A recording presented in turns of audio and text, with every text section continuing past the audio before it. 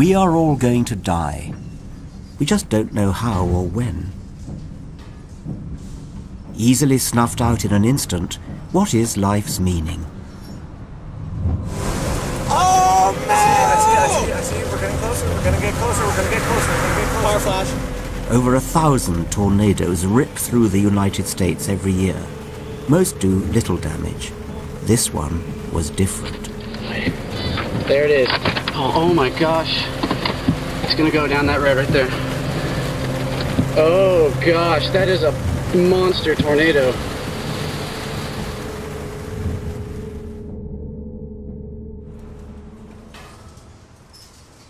Right up there on the back wall, that was the sanctuary, and that's where the altar was. Behind that was the house that I was in, just real close to it. The tornado destroyed the city of Joplin, Missouri, and killed 162 people. That was Greenbrier Nursing Home, and there were 5 people died. Terrible sight. It's an awful sight. In the face of catastrophe, this Catholic priest finds comfort in his religious faith. I have to believe there's a plan, and that God is going to accomplish something through this. I feel like God is doing something for us. I think we have to see somewhere a higher power. Father Monaghan's faith must have been tested to the limit by this terrible experience. For those of us who don't believe in any kind of gods, how do we cope?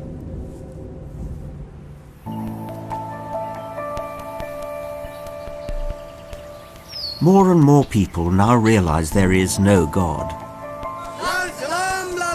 Yet religious values have dominated our lives for hundreds of years and still have a hold over us.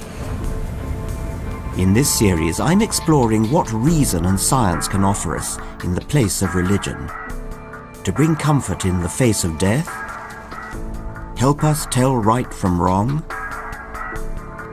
or provide meaning in an indifferent and uncaring universe. So do you think that we in the West are too materialistic? I think so. I suppose Jesus is an unpaid babysitter. It's like, if I'm not watching you, Jesus is. Do you think that mothers are ever going to meet their babies again? Yes, I think the mothers believe that too, and the fathers.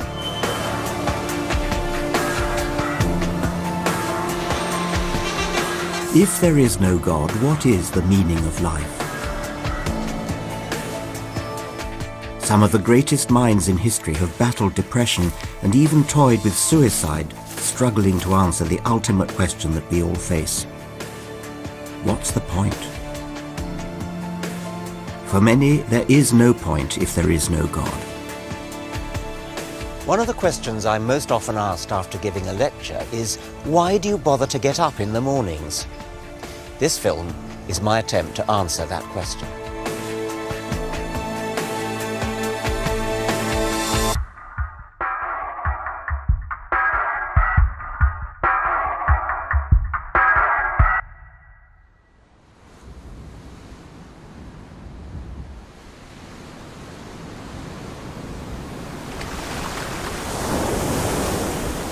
Like most English children, I was sent to Christian schools, and I was confirmed into the Church of England at the age of 13.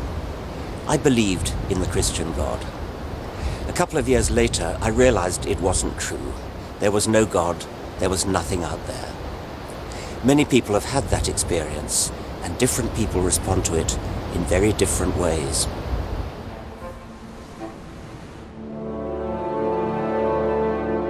One of the oddest reactions to facing up to life without God was that of the great Russian novelist Leo Tolstoy. Like me, Tolstoy was brought up a Christian and as a young man lost his faith. He had wealth, a family, and celebrity status thanks to his novels War and Peace and Anna Karenina. But in his late 40s, he began to question everything. Tolstoy was in despair, staring into an abyss of suicidal depression. He could find no answer to what tormented him. Why do I live? Is there any meaning in my life that will not be annihilated by the inevitability of death? Desperate to believe that life had a greater purpose, Tolstoy scoured philosophy and the sciences for what it might be. But his torment only deepened. You are a temporary, incidental accumulation of particles.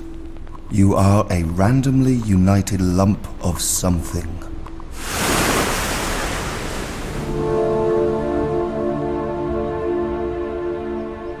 Eventually, Tolstoy found an answer and stepped back from the abyss.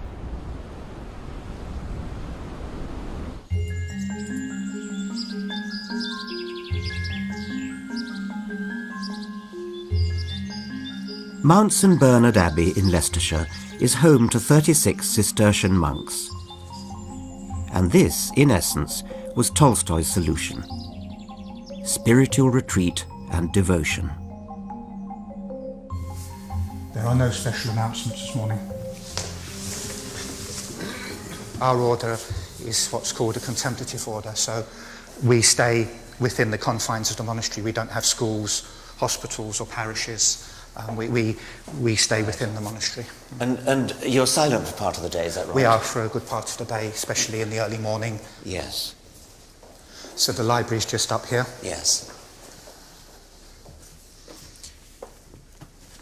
Oh my, this is very nice. It is a very nice Yes. library indeed, yeah. Yes. Yes, yeah. Like Tolstoy, these monks live between two worlds.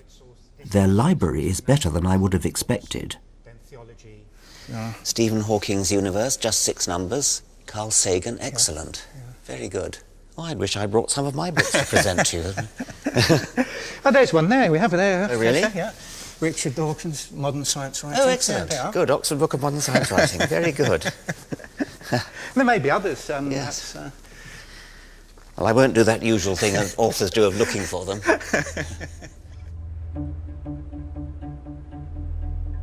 Tolstoy's answer to the threat of meaninglessness was to go back and consciously embrace God. He does exist. I had only to recognize this for an instant and I would feel the possibility and joy of living. I returned to a belief in God.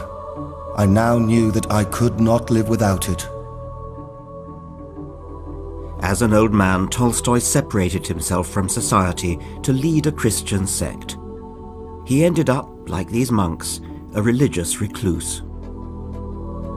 But I want to know, can a person find meaning and fulfillment devoting himself to spiritual life? Brother Michael, one of the youngest monks in the order, has, like Tolstoy, given up the world and earthly possessions. My life I direct towards God and finding a relationship with God, and I find meaning in that.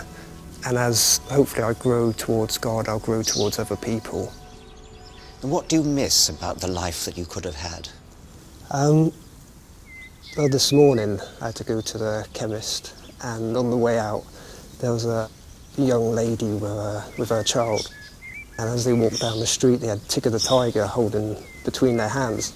Tigger from Winnie the Pooh? Tigger from Winnie the Pooh, and it stirred my heart. My heart sort of... You feel you'd have liked to have had a child of your own? Yeah, it's just like, yeah, I've given up a family, which is part of the life. I worry that these men are running from reality and squandering their lives. Isn't facing up to the challenges of the real world what makes life worthwhile? Can you talk while polishing? Yes.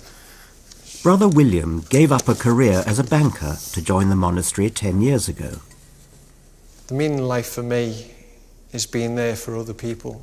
Yes. And it's a sacrifice that I'm willing to make. But if you want to do good to other people, it seems a slightly odd way to go about it, to shut yourself away in a monastery. I mean, couldn't you do more good if you were out there in the outside world? You can see how our prayers affect people's lives and how they've come through a personal problem, that they've felt our support here. These monks find meaning in devotion to God, in prayer and solitude.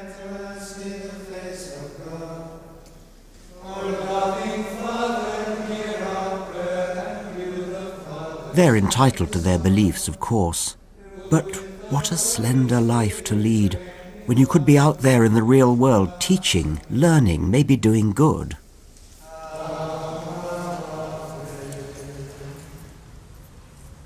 It seemed to me to be a sort of sadly inadequate life. Not really a life at all. Just very, very sad. Of course, I don't believe in God, but I do understand Tolstoy's predicament. I just don't see how cloistering yourself away like this can add meaning to life.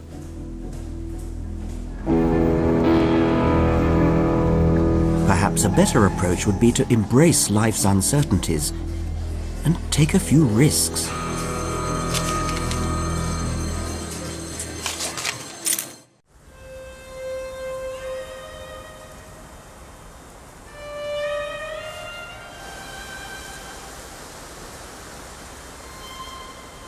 Many of our greatest minds have struggled with the idea that if there is no God, life has no meaning. One of the bleakest reactions was that of Graham Greene. Greene was, of course, to become one of the great Catholic writers of the 20th century. But as a young man, he was agnostic. He was also reckless and extremely bored. He carried what he called his war against boredom to a shocking and dangerous extreme. Greene lived to the ripe old age of 86, but statistically he shouldn't have made it past 19. I remember very clearly the afternoon I found the revolver in the brown deal corner cupboard in a bedroom which I shared with my elder brother. It was the early autumn of 1923. I slipped the revolver into my pocket, and the next I remember was crossing the Berkhamsted Common towards Ashridge Beaches. Greene had been reading a book about soldiers during the Russian Civil War. Away from the front line, they invented hazardous games to avoid boredom. This was not suicide, whatever a coroner's jury might have said. It was a gamble, with 5 chances to 1 against an inquest. I slipped a bullet into a chamber, and, holding the revolver behind my back, spun the chambers round.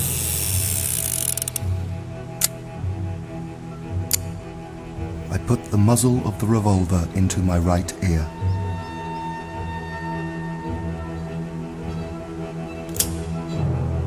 There was a minute click, and looking down I could see that the charge had moved into the firing position. I was out by 1. Graham Greene lived by chance. He had absolutely no control over the outcome when he pulled the trigger. What Greene did was utterly crazy. No matter how bored I was, I would never trust my life to chance in such a way. But the reality is that we have less control over our lives than we might like to think.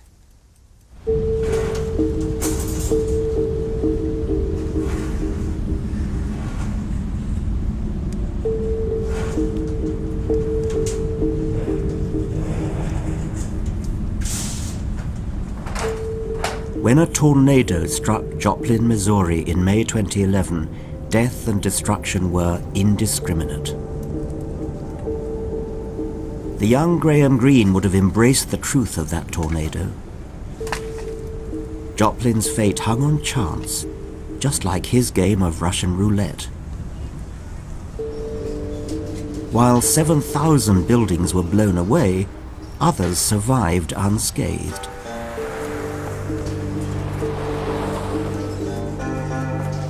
There is tremendous survivor's guilt in the community.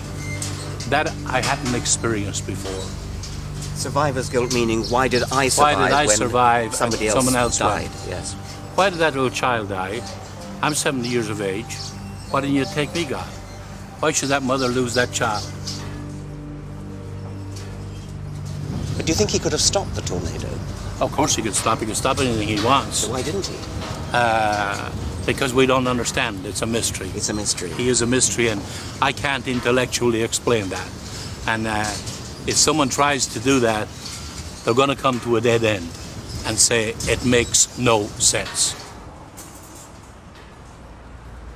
It's almost moving the way religious people struggle, twist and turn to find some excuse for this, some sort of meaning, some part of God's plan. If it was part of anybody's plan, what an unthinkably awful plan it would have to be. But even if you're an atheist, the idea of living or dying by chance alone is hard to accept. Atheists may think they've given up God, but it's only human to cling to the idea that things happen for a reason.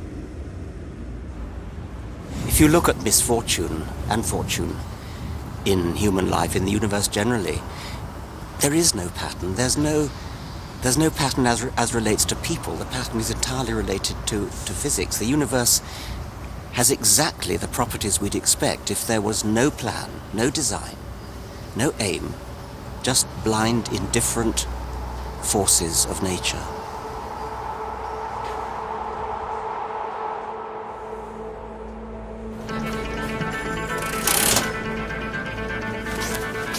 If, like Graham Greene, you understand life as a game of chance, and if you believe there is no God pulling your strings, making plans for you, why not just play the game, the great gambling game of life?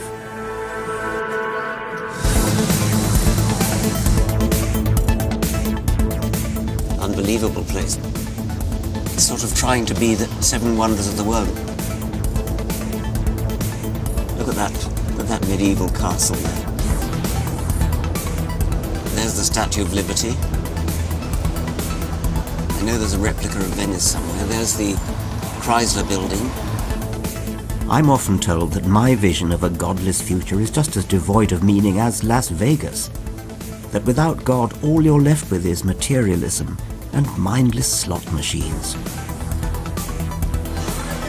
But I've come here because I think Las Vegas reveals something fascinating.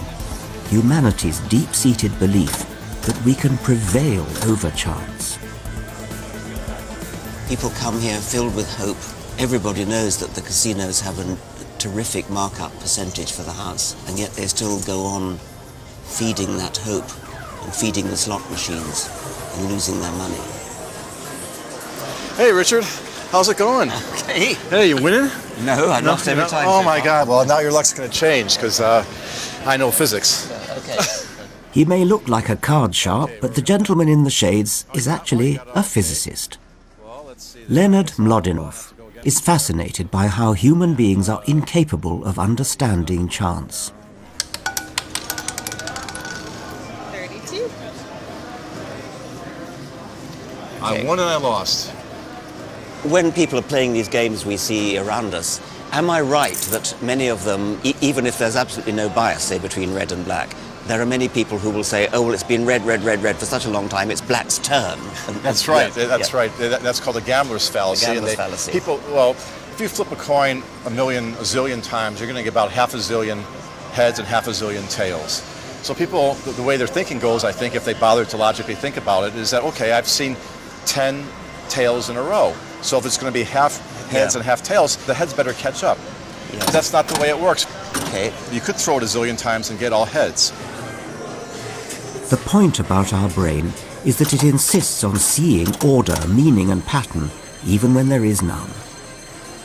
It's a very human characteristic to fool ourselves that we are in control. In today's world, it seems that we make more mistakes seeing patterns that aren't there rather than missing patterns that are there. In fact, there's a really great experiment on that. They put a rat in front of a red light and a green light, and the red light and green light flash without any pattern at random, but the green light flashes 75% of the time, and the red light flashes 25% of the time. And the rat, if it guesses correctly, which is going to flash, it gets a little sugar water. So when they let the rats do this, they see after a while that the green light is flashing more than the red light, and they just start guessing green, green, green, green, green every time. And they get it right 75% of the time, and they're happy with that. Which is sensible. That's what you should do. Yeah. But people, we think we know better, right? So when they put humans in front of such an experiment, most people won't do what the rat does. Most people, they've seen that it's 75% green, and they'll guess a pattern. They'll go green, green, red, green, green, green, red. They'll start spewing out these red and greens in some weird pattern that's tailored to be 75% green and 25% red, thinking that they can, beat the system, just like the people here in the casino think they can do. And when you do that, you end up about, I think, 60% of the time you get it right instead of 75%. Precisely. And so the humans are outperformed by a rat. Yes. And that's because we see patterns where there aren't any. And that's just the way our minds work. Too clever by how? Too clever by 3/4 in this case. I'm going to throw everything on my birthday. Yours is a 26th? Yeah. Mine is a 26th. Oh, wow. Both our birthdays are the 26th, so... 26 is even, so I'm going to win that too. Maybe I should put this on odd. Perhaps this is part of the explanation why religion evolved in the first place. It satisfied our desperate desire to find meaning and order in the chaos. In playing the ultimate game of chance, Russian roulette, the young Graham Greene grasped what so many of us fail to. There is no pattern. 26, 26. We have no control. Ooh, we came so close. Greene took his chances and pulled the trigger on another 5 occasions before the effect of what he called his adrenaline drug wore off. What Greene did may seem crazy, but there is a grim logic to it. Seize the reins, dance with death. You're going to die anyway. Happily for Greene, he beat the odds. Greene would later convert to Roman Catholicism, but Russian roulette of a kind stayed with him. As a journalist and spy, Greene risked his life in numerous war zones. The fear of ambush served me just as effectively as the revolver from the corner cupboard in the lifelong war against boredom.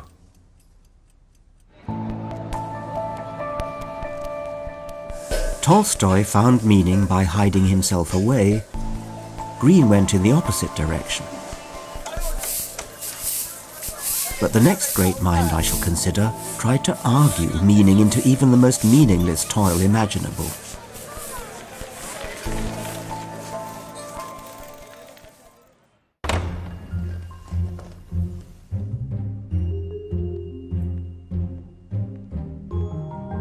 More and more of us now do not believe in God or life after death. We live and then we die, and that's it. We are born by chance, and our lives are shaped by chance events. I know this is a difficult pill to swallow for many people, especially those for whom religion still has a hold over their lives. Many people have struggled to come to terms with the reality of a purely physical universe. So, how do we find meaning?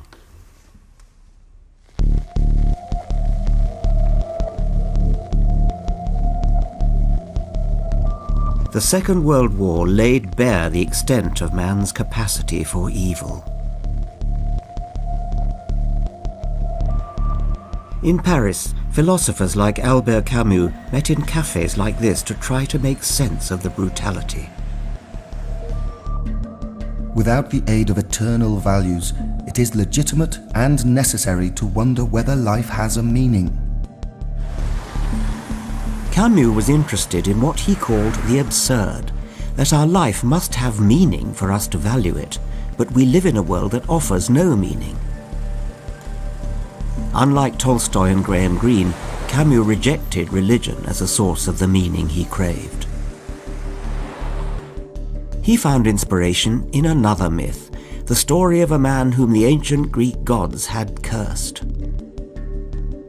Camus consoled himself with the myth of Sisyphus, in which Sisyphus was condemned to spend his whole time rolling a boulder up a mountain, and then it rolled to the bottom again, he went to the bottom and rolled it up again, and this went on forever.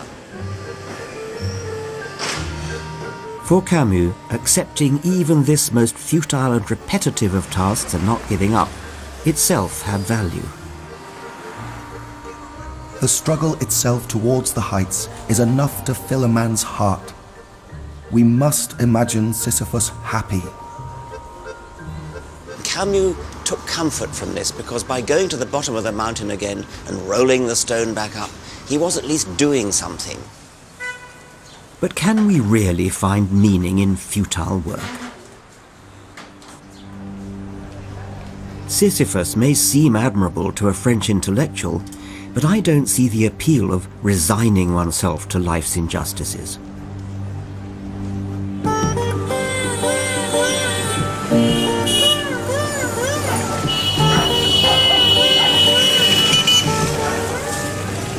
India, one of the fastest developing and most unequal economies in the world.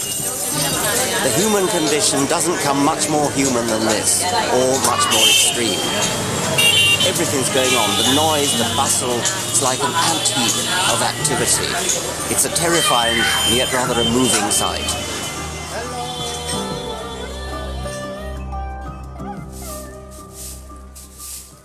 This latter-day Sisyphus is called Hori Lal. His struggle is to clean the streets and the public lavatory here in Varanasi. His task is as endless as Sisyphus's boulder rolling. These streets are never clean. Do you enjoy your job? Yes, I enjoy doing my job. And do you do the same thing every day?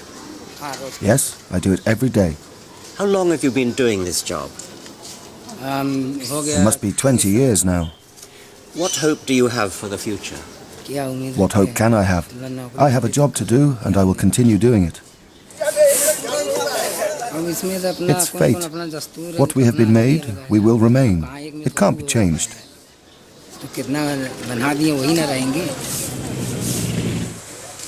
I suppose there is something a bit inspiring about Hori Lal's cheerfulness and good humour in the face of life's hardships. Perhaps it's what Camus saw in the myth of Sisyphus, and it's certainly a wonderful antidote to us whingers in the rich West when we dare to moan about patchy mobile phone reception or the cost of supermarket food. But what bothers me is why Hori Lal has been cursed like Sisyphus. It's because here, life's lottery begins at birth, thanks to the confines of the ancient caste system. This is the Sunday edition of the Hindustan Times, and it's got a section called Matrimonials, in which fathers advertise for husbands for their daughters, and there's a section called Brides, where men advertise for wives. And the men are usually described as handsome. The women are often described as homely, which I presume means home-loving. But a curious thing about this matrimonials page is the way it's classified. There are headings like Brahmin and other names from the ancient Hindu caste system, whereby society is stratified into levels, into separate castes, which are not supposed to marry each other. Ancient Hindu scripture divided society into 4 distinct groups that you could be born into. Scholars, warriors, merchants, and labourers. Falling outside this system were the Dalits, the untouchables, who, like Hori Lal, were condemned to shovel the excrement of the higher castes.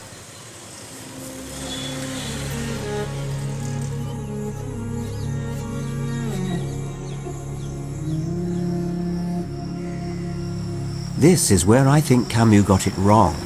Rather than accept fate, surely meaning is found when we revolt against outrageous fortune. Mahendra? Yes. Very nice to meet you. Please come. Thank you.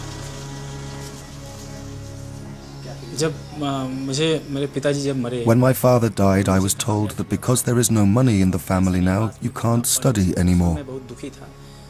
At that time, I was very sad because I had this dream from the start, I have to study. Like Hori Lal, Mahendra is a Dalit.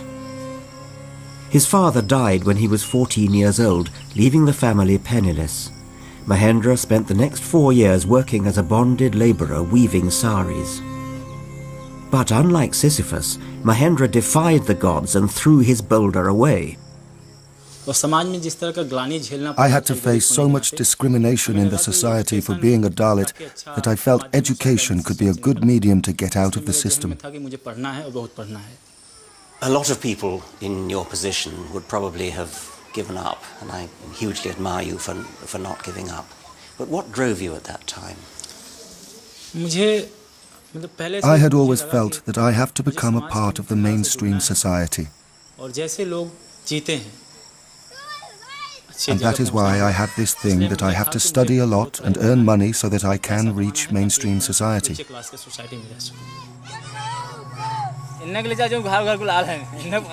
Mahendra is studying for a master's degree and wants to fight the Dalit cause, help other boulder rollers break free from their struggle. It is wonderful to see how an individual can bring himself out of poverty and downtroddenness. With Mahendra, we come closer to finding at least one worthwhile meaning of life. He is creating his own meaning, but it has a deeper purpose, making a difference to others as well. We can find meaning in struggle, but we have to define our own meaning in our own struggle, not one dictated by the gods, by authority, or by accident of birth.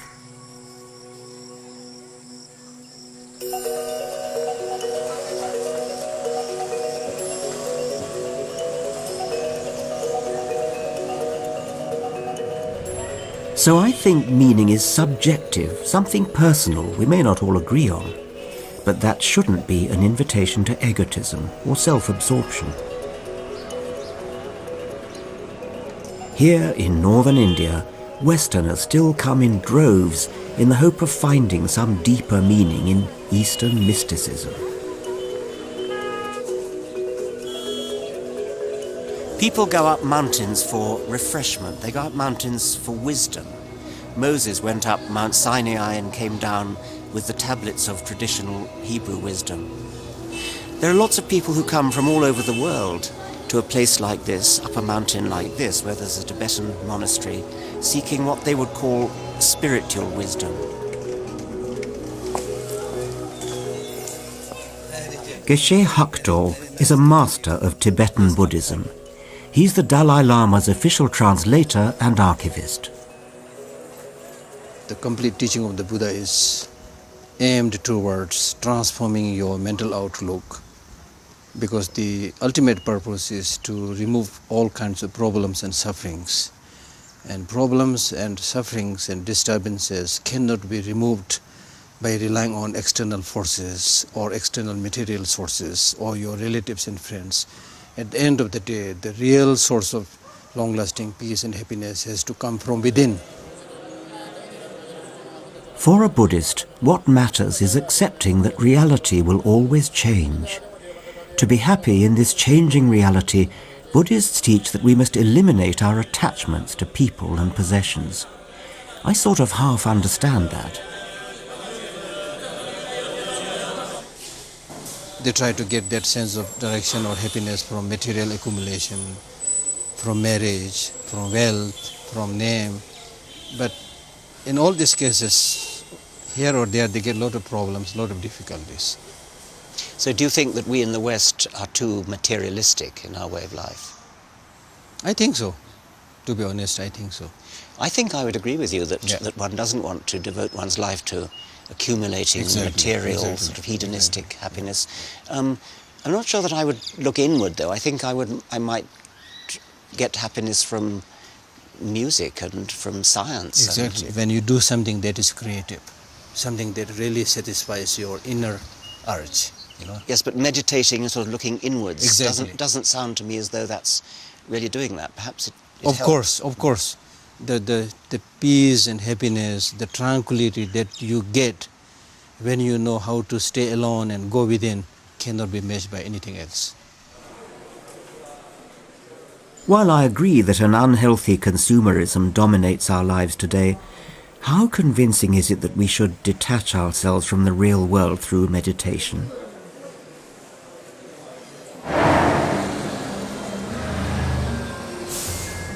The great minds we've looked at, Tolstoy, Green and Camus, all stood out in deeply religious times. But we are now at a point in history, in the West at least, when more people than ever are atheist. So, if we are finally shaking off the influence of God, how nowadays do we find meaning? I'm going to talk to an outspoken satirist of modern life. That's that.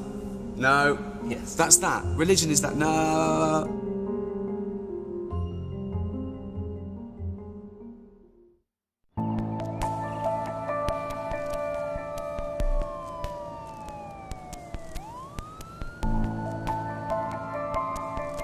We've seen that there isn't a simple, single answer to the meaning of life in a world without God. Meaning is something we need to carve out for ourselves. We have to find our own meaning from the opportunities and challenges that life throws our way, even if that does mean defying convention sometimes. I'm going to meet a man who's definitely defined his own way and made a huge success of it, but he has ruffled quite a few feathers in doing so. Thanks to everyone in the room for being good sports. Thanks to NBC. Thanks to Hollywood Foreign Press. Thank you for watching at home. And thank you to God for making me an atheist. When I signed off the Golden Globes by saying, and thank God for making me an atheist. Now clearly that was a play on words. It was a little bit of a redressing the balance to everyone who thanks God for winning an award. I've never seen so much outrage as thanking God for making me an atheist. Now, correct me if I'm wrong, if God exists, he did make me an atheist, didn't he? Didn't he? Why did he do that? I read about that. It was astonishing. I mean, it really did cause outrage, did it? You usually have to murder and eat someone to get that much publicity in America. How funny. Yeah. How very funny. Yeah. You know, when did you first realise that you didn't believe in God? My next brother, Bob, when I was about 8, he was 11 years older than me, so he was about 19, and I was drawing a picture of Jesus for, Bible studies, and he came in and he looked at it and he went, "Why do you believe in God?" And my mum went, "Bob." And I knew from body language. Why didn't she even want the question? She was hiding something from me. And I thought about it, and it all made sense. Then I started reading, and I've been an atheist for 40 years. I love that some people mistake atheists for Satanists. Yes. I think that, yeah. I go, no, I don't believe in him either. Yes. He's just as ludicrous. Yes. I don't believe in him. Why can't God sort out Satan? Why can't he? He's all-powerful. What's he doing? What's he doing? So why does a 21st century British atheist get up in the morning?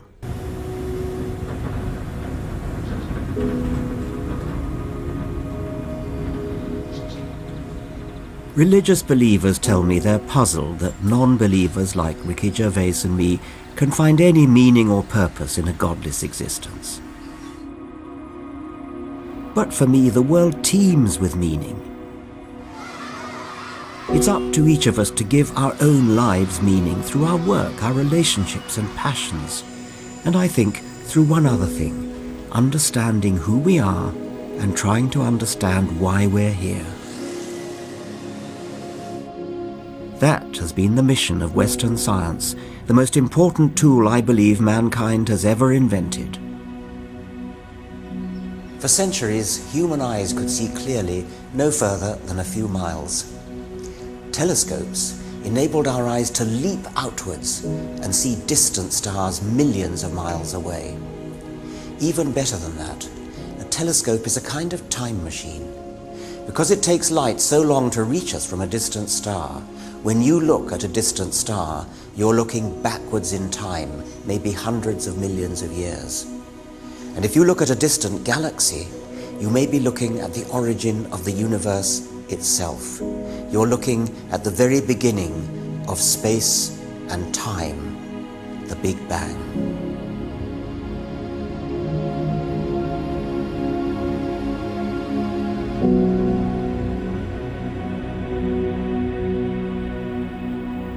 Humanity's gaze has also turned towards inner space. Microscopes have unlocked our understanding of the cells that make up all living things and revealed the world of the smallest and simplest organisms around us and in us. The new science of genetics has unexpectedly completely revolutionized and unified our understanding of life on Earth. Meanwhile, physics has discovered particles smaller by far even than the atom.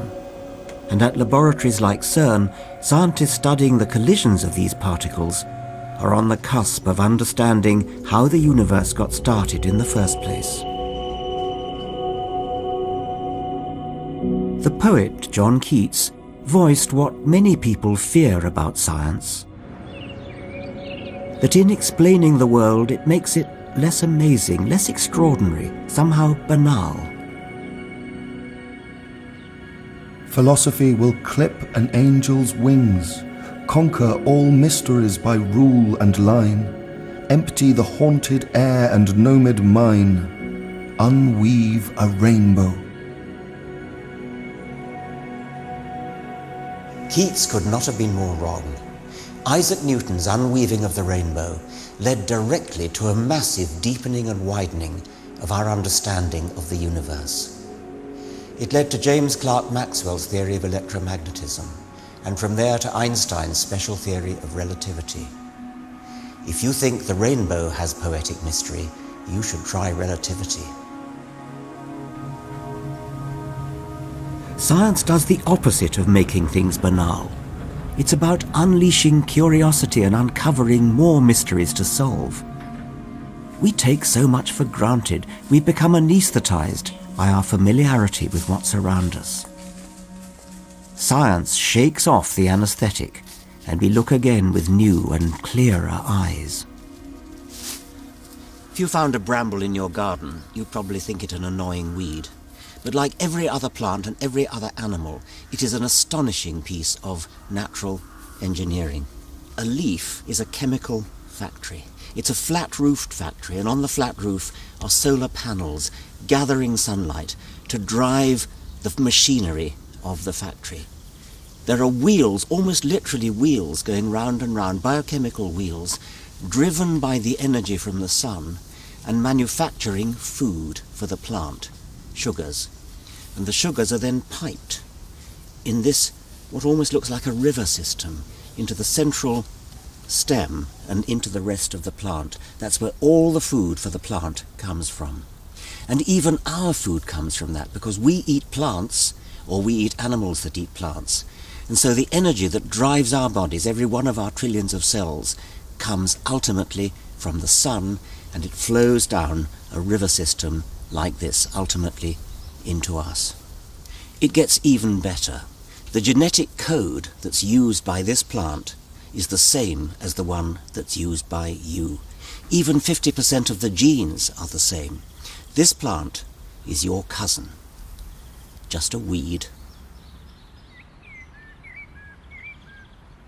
Some people would say that the scientific view is rather bleak and cold. Do you find it bleak? There's no God-fearing person of any religion who feels as much awe as me when I see a mountain or a tree. Or the stars. Or the stars, or anything in science and nature and art.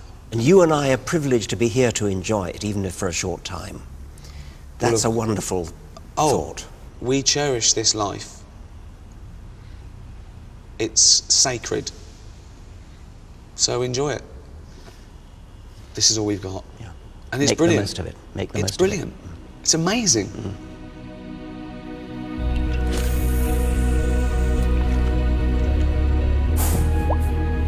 We're lucky to be born. We win the lottery just in being here at all. Your unique identity is the result of one sperm amongst hundreds of millions, fertilizing one particular egg in one particular sexual exchange. And the same lucky break had to favor your ancestors in every generation back to the very beginning of life. And we're luckier still as individuals to have been born now. We have so much available to us: possible only through the understanding that science has already given us. Just look how far we've come in my lifetime. We've got life-saving medicine, supercomputers, the internet. We can travel further and faster, higher and deeper than ever before. We constantly push at the frontiers of possibility. Imagine what's still to come. We are made by the laws of physics, working through 4 billion years of evolution. We have a brief window of life through which to see the universe and understand how we came to be in it. The truth may not always be comforting in the face of suffering, but it has a majesty of its own. That's what I tell people when they ask me, why do you bother to get up in the mornings?